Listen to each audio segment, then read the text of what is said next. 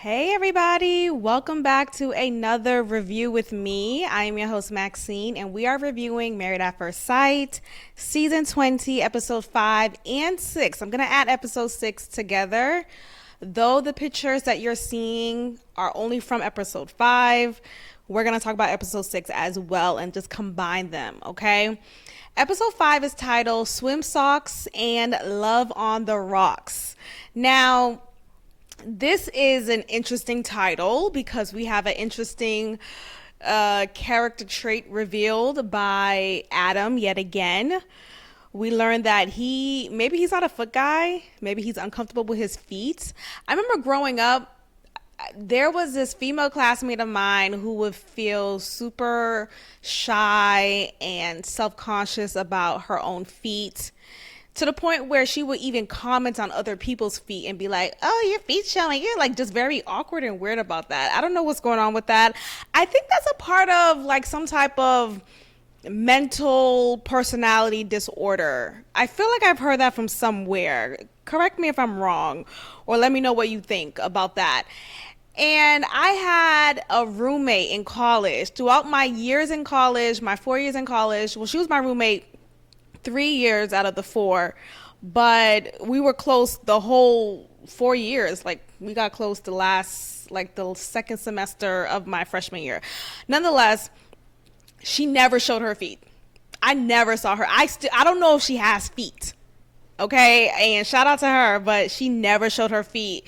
When it was warm out, when she came out the shower, came out the bathroom, she always had those like half socks that you would wear like when you're around the house, or those even like see-through clothes, like see-through shoes. She never showed her feet.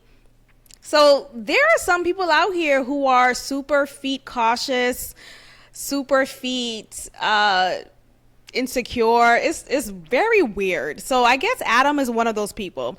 Anyway, Devin and Caitlin, we see how Caitlin is a bit standoffish, okay? And Devin is not comfortable with that.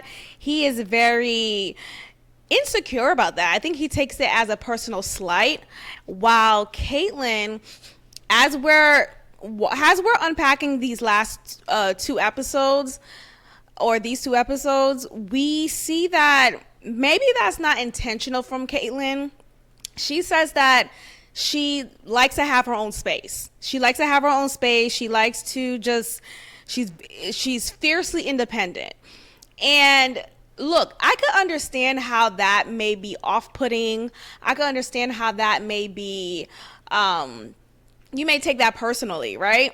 But I actually had to remind myself that I remember back to my college close friend back in the day, like when we would hang out or when we'll be like in the same room together, because we were roommates for some time.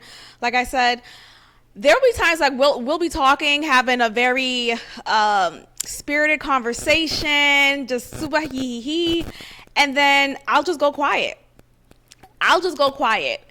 And it's not because of anything that was said in the conversation. It's not because of an argument that came about. No, I just will go quiet.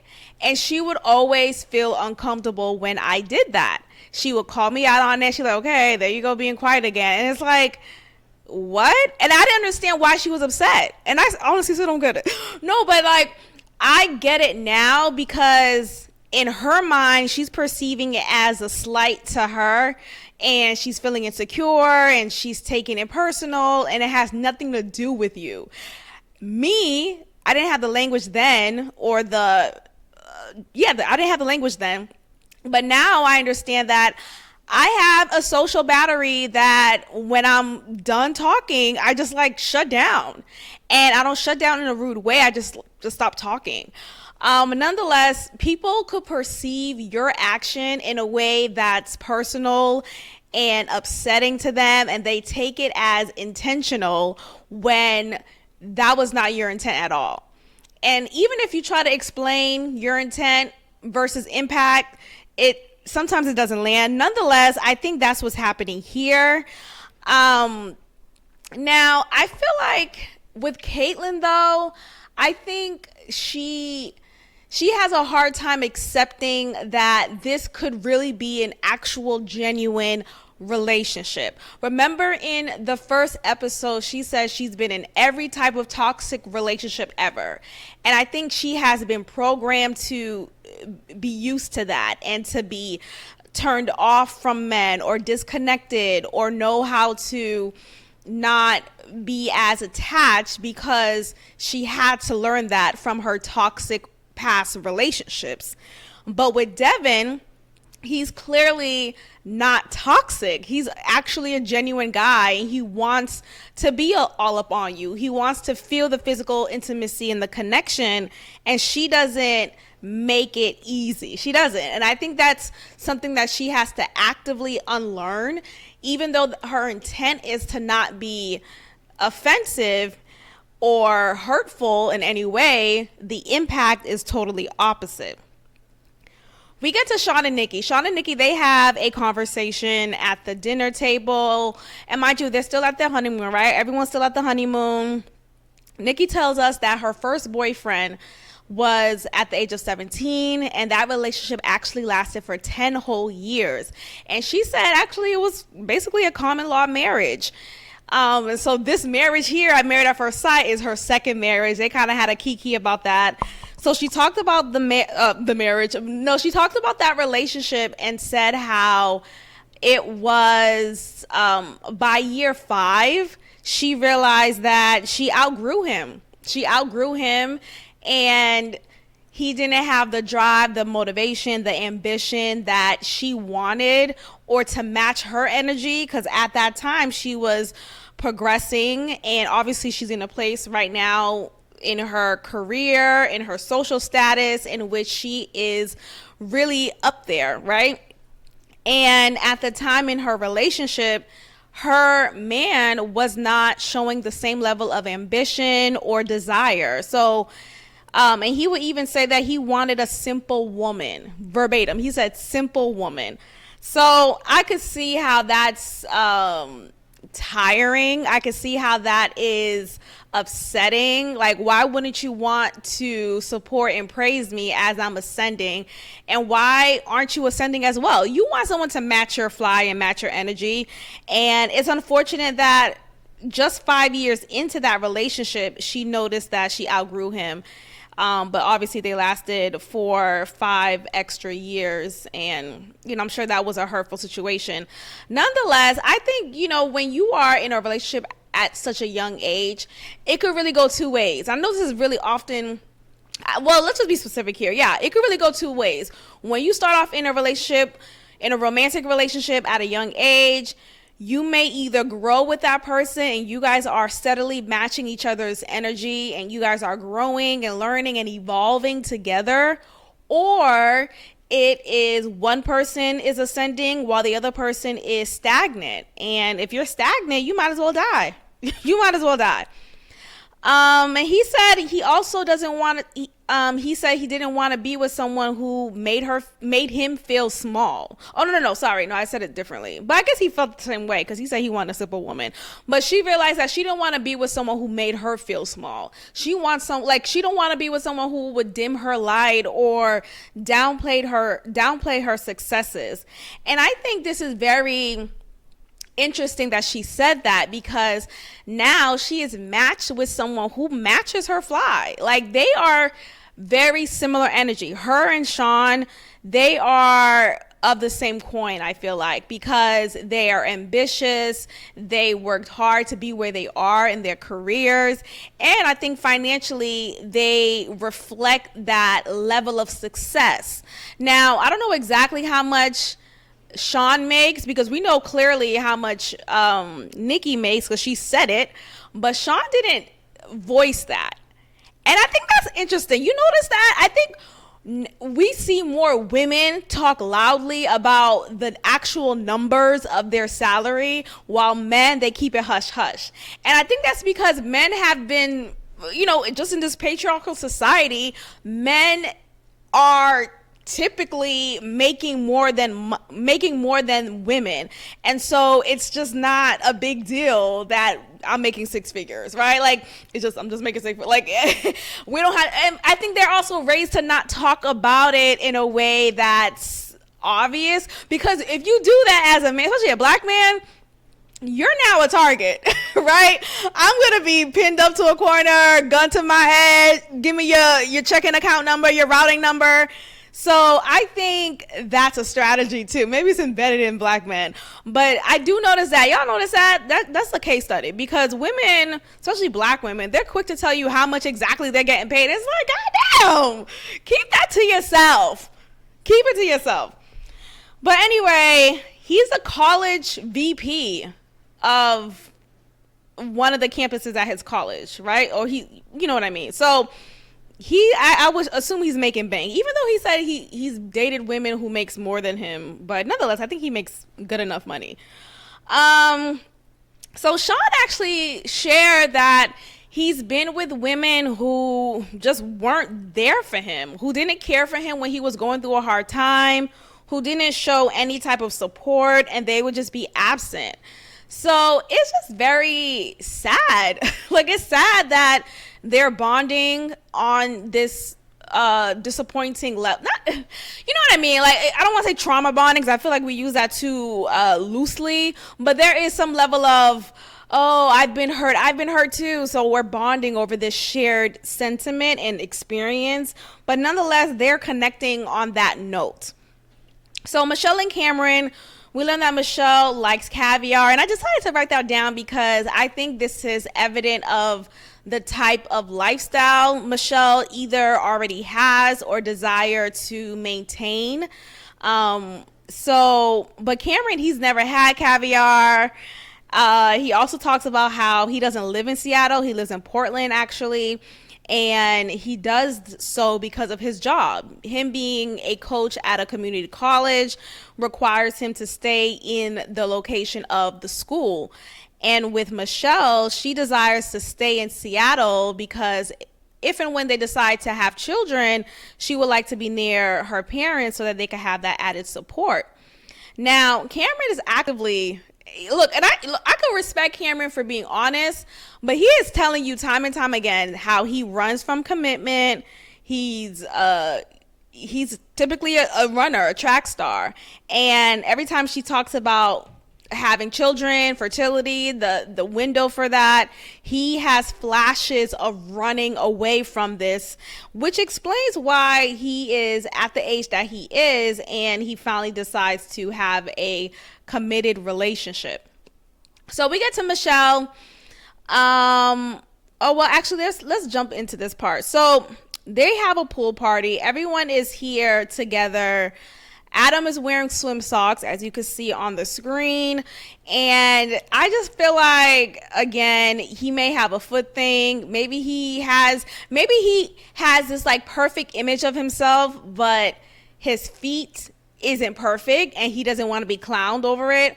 But my thing is, you could wear swim shoes.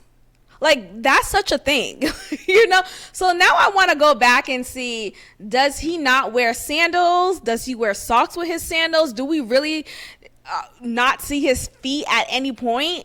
That's what I'm wondering. But, like, you could wear swim shoes. Like, that's a thing. Caitlyn and Courtney, they're talking, and they're talking about how they're pretty much out of their comfort zone. Courtney is saying how she is much of a slow burn and she is having a hard time kind of figuring out like just the flow between her and Nick, while Caitlyn is struggling with making sure that Nick feels validated while also not feeling smothered in the marriage. So we'll see how that works out. Nick is wondering if Courtney even likes him because it feels like they have a friendship, but he doesn't know if they are connecting beyond a friendship. Mecca is saying how he is feeling more comfortable with Belle. They've been kissing. He feels comfortable smacking her butt. They have a level of comfort between them, but he also fears that he might mess things up and he's a bit hesitant. So again, we're seeing Mecca unsure about how to lead and how to take charge and feeling confident in doing so. And he's still very much young, but I think it also has a lot to do with his upbringing, his father being the way he is, and also the abandonment of his biological mother. So we get to Nick in court. Nick is saying how he is in his head a lot when he thinks about physical intimacy, physical touch. Courtney is typically not a mushy-gushy type of girl, and she wants them to be goofy and have laughs. And then there's a moment during this conversation when she just freezes and she's about to cry, or she actually does cry, and she's silent for a good moment. And it's kind of awkward because you see Nick just like, he finally places his hand on her knee, but it just feels like he doesn't know, like, they're both awkward. I think they're both just naturally awkward, and it takes active work to not be awkward when it comes to them. I don't know why she was even getting mushy, honestly. She's in the middle of saying something and she gets quiet and starts to cry. He tells her that we got sidetracked. He's trying to get back to what you were saying before you started crying. They eventually reached a breakthrough, apparently, and he says how, yeah, he is goofy. He does like to laugh, and okay, let's do that. And she encourages him to be himself and not overthink it, which is like, okay, pot, kettle. Cameron and Michelle. Cameron actually is nervous about opening wine bottles. He has shared a fun fact that he never opened one until this very moment, which I find to be strange. Like, you a whole athlete. What?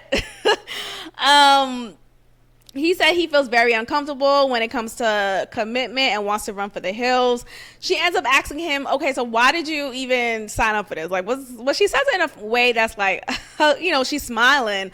But at this point, look, I think it's fine that he's honest and he is telling exactly how he's feeling and sharing that. But I also I feel like for me, I would overthink that and take it personally and be like, okay, then why are you on the show? Why are you even on the show?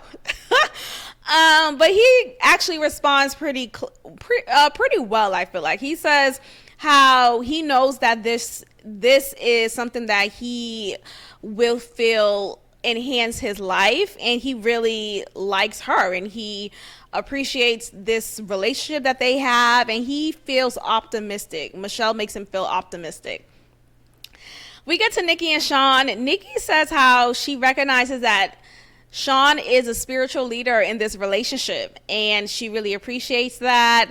She feels comfortable with their physical intimacy level. They haven't had sex yet, but they've shared smooches, and they talk about physical intimacy in more detail. So Sean says how he likes to be touched. He likes his head to be rubbed. And as you can see, he's bald. So he likes his head to be rubbed. He likes to be playful. He wants his wife to initiate from time to time and, feel like his wife is obsessed with him. And Nikki actually says that she doesn't feel sexually attracted to him yet. But Sean calls her out on this. He says, really? Because many times we've been kissing with tongue. We rolled around on the bed. We were on the back, on the stomach, on the side, kissing, making out. He said how she kissed him with food in her mouth. He called her out like, bitch, you don't want me? Come on. And I think there's something to it. I don't want to say that he's not someone that she couldn't be attracted to. I'm not saying that. I think when you are in an environment like this, we're in freaking Riviera Maya, Mexico. I'm attracted to whoever's on this trip, right? At this point, who wants one, right? Opening my legs to whomever. So I think that says a lot. When you're in a beautiful place, there's white sand, blue water, food is organic. Of course I'm attracted, right? Of course I'm attracted to you. Of course. Like, I'm surprised they didn't even have sex. Like, I think that's natural. So I do want to shoot her bail, because maybe he is right. Maybe he is right. Maybe she's fronting, and maybe she's trying to act like she's not that into him. But I do want to note that, look, sometimes the location makes you more attracted and more physically intimate than you would have been. Okay, so I think that's a possibility too. I'm not trying to say anything bad, Sean. I'm just saying. But anyway, he calls her out on it, and they keep doing the whole "I would like to finish, please don't cut me off" thing. Which, can we just move on? Felipe and Tori, they had this horseback riding date, which was cute, and Tori was taking the lead. Felipe gifted her a bouquet of red flowers. They talk about what life will be like once they get back into the swing of things back in Seattle. He says that he's like in the spectrum of 1 being spotless and 10 being a hoarder. He's right at the center. And he just says how when he's with someone, he's more organized. He's a better cleaner. And so he feels like Tori will enhance his life as well. And he says that he's falling for her. He does wonder if he's good enough, and Tori is reassuring him that you're pretty good. Like, yes, you are. So it seems like they're doing really well. We get to Belle and Mecca. Mecca is saying how he loves being with Belle. He loves being around her. They have great chemistry. They kiss whenever he smacks her butt. Mecca says, though, that he feels like she is more attracted to him than he is to her.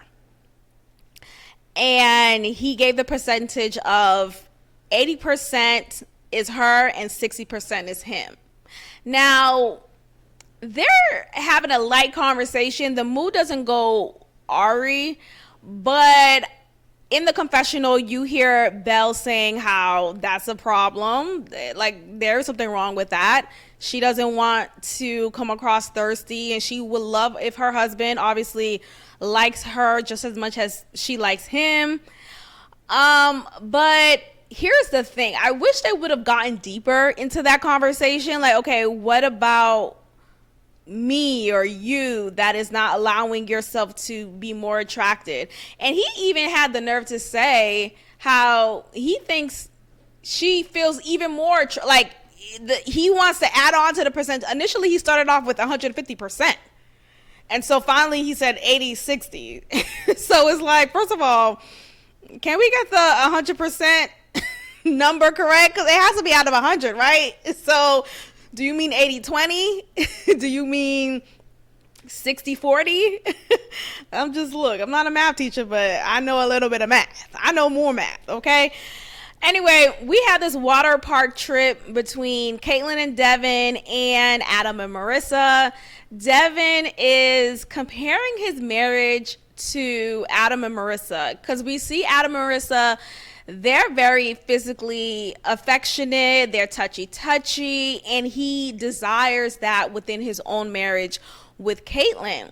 Now, I think that's fair to desire that, but I do hope that Devin doesn't spend so much time idolizing another person's marriage rather than just like focusing on your own. Like, because you could be so quick to like say, oh, I want what they have, and then what they have you don't really want, or you don't realize what they have and the details behind it, and that may not be something that you really want.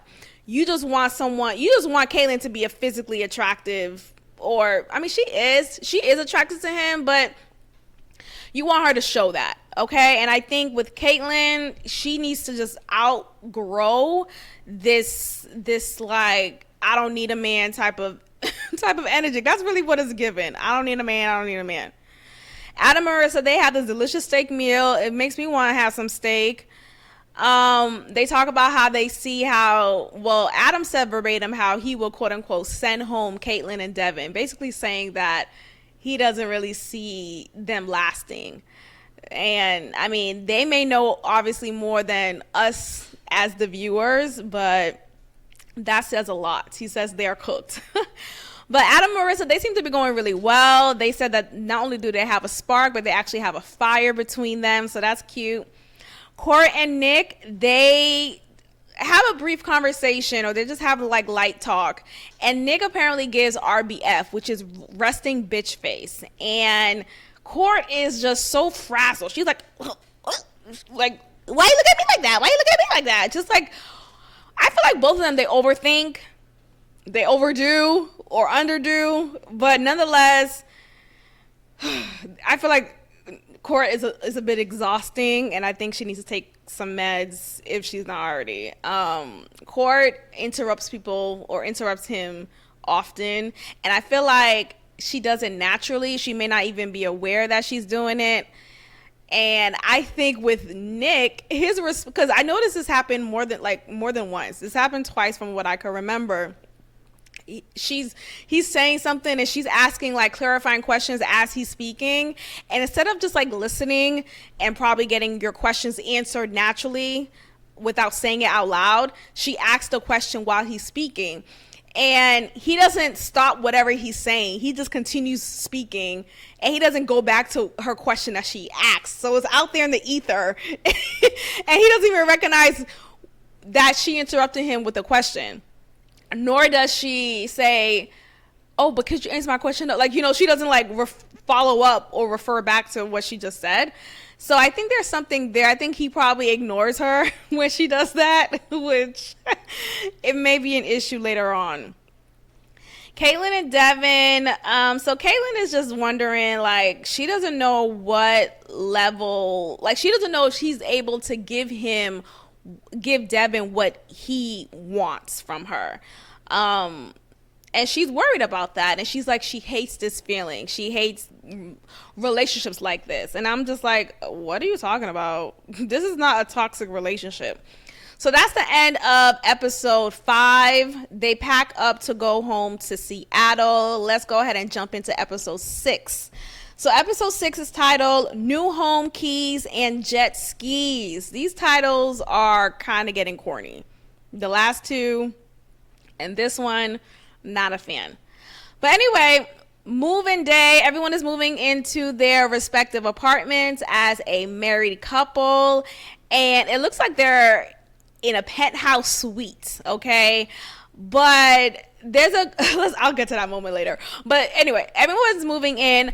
I noticed though, unless they do it in another episode, we don't see them go back to their childhood home or their previous house to get to know who they were before being married. And I wonder if that's going to be a thing anymore. I forget if that was a thing last season. I don't think it was. But yeah, everyone has moved in. And it's a new apartment, it looks nice, penthouse suite, pretty big. Michelle and Cameron, they're cooking food. Michelle's cutting the zucchini, but she's doing it on a plate. I don't understand people who do that. You don't have a cutting board, and even if you don't have a cutting board, I feel like your kitchen counter should be clean enough where you could feel comfortable cutting on your kitchen counter, or do it in the sink. Either way, on a plate is just so uneven. That's just a weird thing to me. He's telling her, you need to cut it smaller. I wrote that down for a reason, because I'm just like, okay. Is he someone who kind of tells you what to do? Cameron says how he loved the long flight that they had together and just the experience on the plane and at the airport. And he really enjoys spending time with her. So, okay, it seems like it's going well. That's good. Felipe and Tori, they have not had sex yet at this point. Tori says she moves slowly, and both of them, they really have strong intimacy. So their intimacy is still strong despite not having sex yet. We get to Nikki and Sean, okay?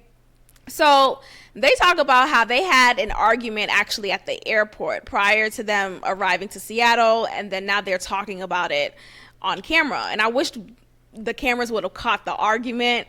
But nonetheless, they're talking about it, and apparently the argument was like a one-up type of argument, like, I could one up you, I'm better at this than you. And so that was a conversation that they had, and apparently Sean called her crazy. And it was a conversation where, like, yeah, you're more crazy and I'm more organized. I don't know how this conversation came about, but she didn't like the fact that he used the word crazy to describe her. She actually ended up getting up and she's towering over him, which is what he said, and she ends up walking off. They actually had the same flight together, so obviously they got back together, but this was a strange moment because how did we even get here?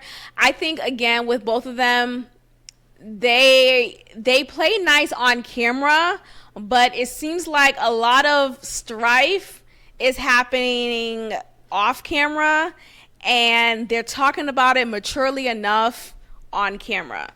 Or I think because Nikki and Sean, they have such corporate positions in, one in the academic space while the other in the HR space. They know how to, okay, let's look right on camera. I'm not trying to lose my job. I'm not trying to look crazy here. But nonetheless, Nikki asked him to sleep on the couch. You're not going to sleep in the same bed as me, which I felt like was weird because this big ass apartment, it looks like a penthouse apartment. Like I said, there isn't a second bedroom. He could have slept in the second bedroom, but nonetheless, he acquiesces, which, okay, I like that he's not argumentative. I like that he doesn't make things worse. But there's a moment here though, I noticed Sean stood up for himself. Okay, so he's gathering his stuff and he's like, okay, I'm gonna go sleep. And mind you, he's the type where I'm gonna walk and talk at the same time as we're having this awkward arguing moment. So Nikki's getting ready to go to bed. Again, they're sleeping in separate spaces because she asked for him to sleep on the couch. She's in the bathroom. He goes to the bathroom to gather some things, and he says, well, I'm just gonna, excuse me, because, just letting you know, in the morning I'm gonna come in to get X, Y, and Z. She's like, you can't get your drawers and your socks and your hygienic stuff now. And he repeats back to her what she said as if she's crazy, literally kind of affirming what he said. So he says, you want me to get my boxers and my soap and whatever else my sandals now and leave them out? And she's like, yeah. Do you need to wake me up or go through the bedroom to do that now, or do that in the morning when you can just do it now? He's like, I'm not doing that. And she's like, okay. I'm like, okay, 5'6". Okay, 5'6". You can be a leader. Yes, you can. You can assert your dominance. Yes, you can. Height doesn't matter here. So I kind of thought that was sexy. I feel like she should have been like, okay, I guess you could come back to the bed. I feel like she should have been turned on by that. I really do. But in the confessional, Nikki's feeling like, oh, he's trying to humble her ever since she told him that she wasn't attracted to him. So I'm wondering if that is some underlying game that's happening. But nonetheless, I kind of respected that from Sean. That was dope. Okay, Sean. But anyway, they get to the next scene, and it looks like they're the type to move on. They don't hold grudges. It's not awkward or childish, and I think that really shows their age. Now, granted, not everyone in their 40s are as emotionally intelligent as they should be. And we saw that play out in the last season of this show with an older couple that were both respectively immature in different ways. But I think with Sean and Nikki, they're doing a great job articulating their points and listening to each other as best as they can. Adam brings Marissa to his lake house and introduces her to his jet ski. They go on the jet ski and they're having a good time. Caitlyn and Devin are about to eat dinner together, and they ordered Chinese food, apparently. Caitlyn is eating directly from the Chinese box. Devin asks her if she wants a plate or a bowl, basically, since they're sharing the food.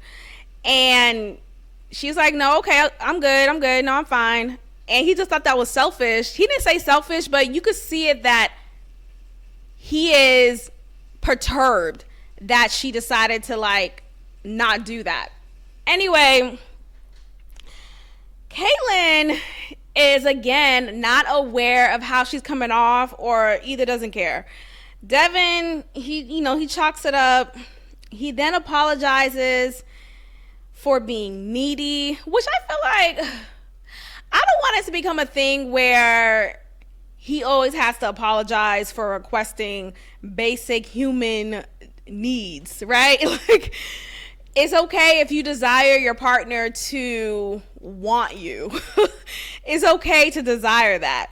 But anyway, she accepts his apology. She's kind of being dismissive, or she's on her phone. She's looking at her watch. She's not making eye contact. She's very awkward when it comes to intimacy, while he is desiring that, right? He wants that. He makes eye contact very clearly, and it's obvious that she struggles with that still. Now, she's telling us that she finds it exhausting, and she says to him that she doesn't want to rehash this conversation without the therapist. So I don't know. She's just saying how she hates it. She hates it. She hates that she's in this type of relationship. I'm just like, girl, what? What is wrong? What is wrong? So now we get to the expert sessions, and the one rule is honesty. So Courtney and Nick are in the session with, is her name Dr. Paz? I think so. And the therapist, she's asking them, are you feeling compatible with each other? But she acts it like she's very are you guys feeling compatible with, like she was unsure. And they both said yes. But I think she asked that because she wanted them to say, no, not really. That's what I'm getting the impression of. Nick is wondering if she's attracted to him. Courtney's saying how she wants passion. She's more of a slow burn. Their goal is to be flirtatious with each other in a non-sexual way and do it with warmth. Like, let's start off with those steps and we'll see how things go. Because Courtney, throughout this session, she's just overthinking. She's being antsy, and it's actually quite uncomfortable. But I appreciate that Nick and the therapist, even though obviously she's a professional at it, they both were being very patient with her. While I was watching this scene, I'm like, this girl, calm down. We get to Mecca and Belle. Mecca says how he was negatively affected. And this is prior, hold on, let's see, yeah, this is not during the session. They're just at the kitchen in their apartment together cooking. They both talk about their absent parent. Mecca was abandoned by his biological mother, while Belle was abandoned by her biological father. And I think, we already heard this story, which is, fine. But I also wonder, how does that affect you in your relationships, right? Like, okay, Mecca, you were abandoned by a biological mother. You said in this scene that you have mommy issues. What does that look like for you? Are you someone who doesn't give out trust too easily towards women? Are you someone who isn't as quick to fall in love because you believe that every woman is going to leave you? Like, I want him to name that, and maybe he'll name it in a later session with the experts. But that is something that I want them to move on from as far as this type of conversation, because again, this is the second or third time they talked about their absent parents. Enough. We know your dad didn't want shit to do with you, and your mom left you for good. How did that affect you? I mean, I'm saying this with sympathy. I know it doesn't sound like it, but I just want, let's move on from that point and talk about, does Belle, for you, does that make you not trust men anymore? Do you not look at men as someone you could love unconditionally? Like, what does that look like for you? You telling this story about how your dad wanted a DNA test. Okay, how does that affect you in your interpersonal relationships? We get to Tori and Felipe. Felipe is emphasizing how committed he is to Tori. Felipe he's hook, line, and center for Tori, and it's beautiful to see. I do wonder. Here's me wondering. My wonderings and noticings. I wonder if he is someone who is heavy in the beginning and it fades. You know? Because I'm sure he's been around many beautiful women in this restaurant life that he's in. So, Tori, is she the most beautiful woman he's ever been with? Like, I don't get it. I don't get it. He's just so into her. It's interesting. But I do like it. I'm happy to see it. But again, is he someone who is quick to fall immediately and then gets bored, fizzle out? He's in a party lifestyle, a party type of career. This could be something that he does. Tori says she doesn't really share when she's going through hard things. She realizes it's a mindset thing, and she learned how to effectively, I feel like it's an effective way to cope. We all go through challenges, and it's about how your mind decides to combat those challenges. Are you like, okay, let's work out, let's pray, let's meditate. We have to figure out ways to hone out that energy in a way that's effective and productive. So I agree, and I think that's pretty I think that's dope. I think sometimes, when we talk about, therapy and being emotional and being in touch with your emotions, I think that's good to be in touch with your emotions. Don't get me wrong, because in that moment, Felipe was saying, dang, that's rough, because she talked about how her mother had cancer, and thankfully she fought it and she is cancer free. But he wanted kind of her to, it felt like he wanted her to like cry and break down, and though there's beauty in breaking down, don't get me wrong, I just think sometimes we don't always have to do that, right? And I'm saying this as someone who does break down. Like, I do break down, but I think it's fair to allow people to cope in an effective way. And I think her remember we learned that she boxes, right? So she is someone who commands life. She takes charge, and she doesn't let life hold her down. And I think that's something admirable. So I think in the moment he should have said something like, I admire you for your strength, your resilience. Caitlin and Devin, they're in the therapy session, and Caitlin feels like she's being painted to be the villain. Devin reassures her, letting her know that she is not. Devin has abandonment issues, and the therapist points that out, but I don't think she did it in a way to make him feel bad or make him feel like it's all in your head, but I think it's sort of in his head and sort of in reality, right? I think Caitlin needs to actively learn how to not be standoffish, and I think Devin needs to learn how to not take it personal, because it has nothing to do with you and more to do with her.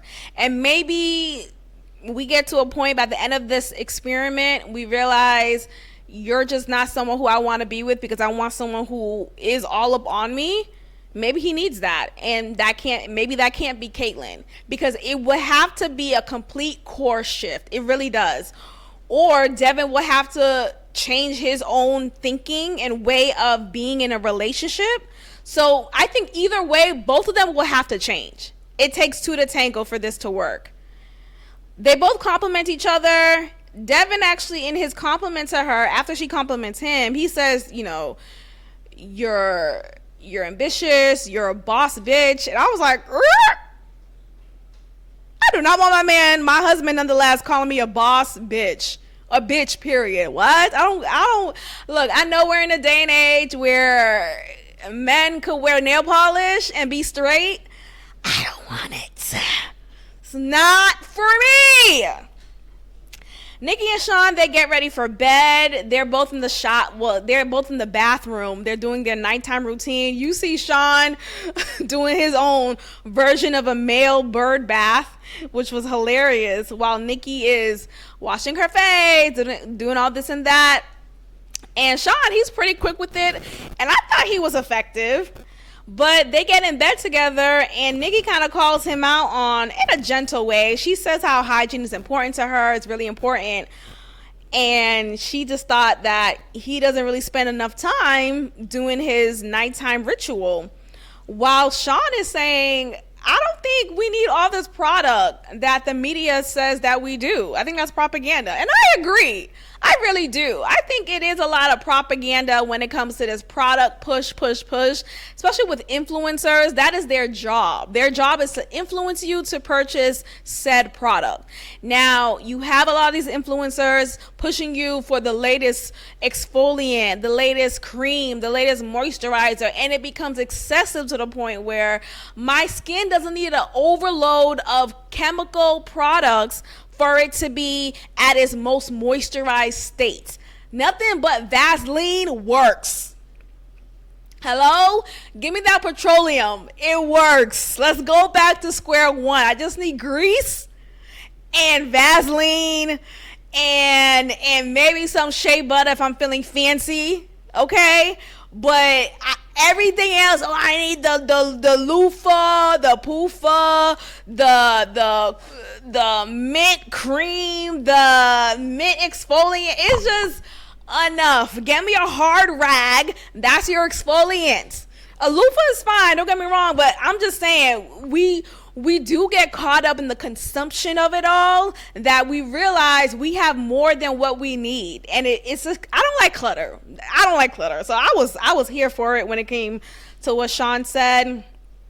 They came to a moment of resolution at this point, obviously, because they're back in the same bed. Sean takes accountability for their airport moment. I think he just took accountability. I guess he said that he didn't need to use the word crazy. And he also gave her some shout out for growing her own way, for allowing him for forgiving him and not holding grudges. And he says that, correct me if I'm wrong, but that's a growth point for you that I'm noticing that you have and that you're showing. So it seems like, again, they're mature enough to move on and move forward. This scene or this episode ends with Tori and Felipe. They're having a hot and heavy moment. We see like the bird's eye view of the footage of them in the living room. They're making out. And then Felipe asks her, let's go lay down. He kind of prompts her to go lay down. We see Tori, it says 2 hours later, and then we see Tori walks back out and goes to the living room, onto the couch, and sleeps there. And in the confessional, she's telling us how, yes, they did have sex, and she just felt this overwhelming amount of vulnerability that came out, and it just took her to a place of wanting to escape or have her own me time, because I guess she's not used to being as vulnerable as she is. So she decides to leave and go to the living room. Now, in the next episode, I guess we'll see. I don't really look at the previews for the next episode, so I'm wondering if this is going to be something that they touch upon. I'm sure it will be. But yeah, she leaves and goes. It's like, okay, you got me open. I'm bare, I'm naked, I'm exposed. I think that's what's happening here. But yeah, we wrap up there. Episodes 5 and 6 review. Let me know your thoughts down below. Like this video, hype it up. Make sure you are subscribed, and I'll see y'all next time. Bye.